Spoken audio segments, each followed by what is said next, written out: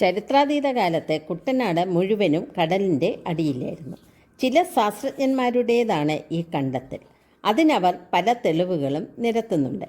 കാലക്രമേണ കടൽ പിന്മാറി കരയുണ്ടായി. എക്കൽ മണ്ണടിഞ്ഞ് കുട്ടനാട് എന്ന ചതുപ്പ് പ്രദേശം രൂപപ്പെട്ടു. കുട്ടനാട്ടിലെയും സമീപത്തെ വേമ്പനാട്ടുകായലിൻ്റെയും മണ്ണിനടിയിൽ വൻതോതിൽ കാണപ്പെടുന്ന കക്ക നിക്ഷേപം ഈ പ്രദേശം പണ്ട് കടലായിരുന്നു എന്ന കണ്ടെത്തൽ ന്യായീകരിക്കുന്നു. നൂറ്റാണ്ടുകൾക്ക് മുമ്പേ കുട്ടനാട് കൊടുങ്കാടായിരുന്നെന്ന് വിശ്വാസമുള്ളവരുമുണ്ട്. മഹാഭാരതത്തിലെ ഖാണ്ഡവവനം ഈ പ്രദേശമത്രേ.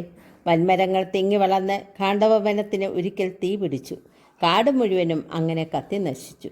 കത്തിപ്പോയ നാടിനെ ചുട്ടനാട് എന്ന പേര് കിട്ടി. ആ ചുട്ടനാടത്രേ പിന്നെ കുട്ടനാടായി മാറിയത്. ഐതിഹ്യത്തിലെ ചുട്ടനാട് സത്യമാകാൻ ഇടയുണ്ടതിന് ഒരു തെളിവിത. ഇവിടുത്തെ തോടുകളിൽ നിന്നും ചെളിയിൽ പൊതിഞ്ഞു കിടക്കുന്ന തടികൾ കിട്ടിയിരുന്നു. വർഷങ്ങളുടെ പഴക്കമുള്ള ഈ തടികൾക്ക് കാണ്ടാമരം എന്നാണ് പറഞ്ഞിരുന്നത്. കേരളത്തിൽ ബുദ്ധമത സ്വാധീനം ഏറ്റവും കൂടുതൽ ഉണ്ടായിരുന്ന പ്രദേശമായിരുന്നു ഒരിക്കൽ ആലപ്പുഴ. അമ്പലപ്പുഴയ്ക്കടുത്ത് കരുമാടി എന്ന സ്ഥലത്ത് വലിയൊരു ബുദ്ധ വിഗ്രഹം കാണാം. ആ കാലത്ത് നാടിൻ്റെ പേര് ബുദ്ധനാട് എന്നായിരുന്നെന്നും ബുദ്ധനാട് പറഞ്ഞ് കുട്ടനാടായെന്നും കഥകളുണ്ട്. തടാകങ്ങളുടെ നാട് എന്നൊരർത്ഥത്തിലും കുട്ടനാടിന് ഈ പേര് ഉണ്ടായതായി കരുതപ്പെടുന്നു. സംഘകാലത്തെ പ്രധാന സ്ഥലങ്ങളിൽ ഒന്നായിരുന്നു കുട്ടനാട്.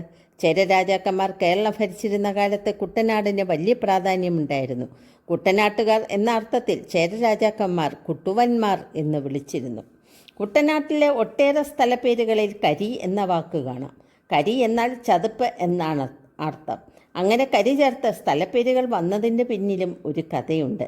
പെരുമാക്കന്മാരുടെ ഭരണകാലത്ത് കുട്ടനാട് പ്രദേശത്തെ 8ആയി തിരിച്ച് ഹരിജൻ പ്രമാണികളെ ഭരണ ചുമതല ഏൽപ്പിച്ചു. അങ്ങനെ കണ്ടൻ എന്നാളെ ഏൽപ്പിച്ച സ്ഥലം കണ്ടൻകരിയായി, രാമനെ ചുമതലപ്പെടുത്തിയ സ്ഥലം രാമങ്കരിയായി.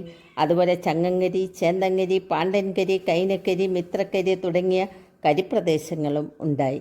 ഈ വീഡിയോ ഇഷ്ടപ്പെട്ടെങ്കിൽ ഷെയറും ലൈക്കും ചെയ്യുമല്ലോ.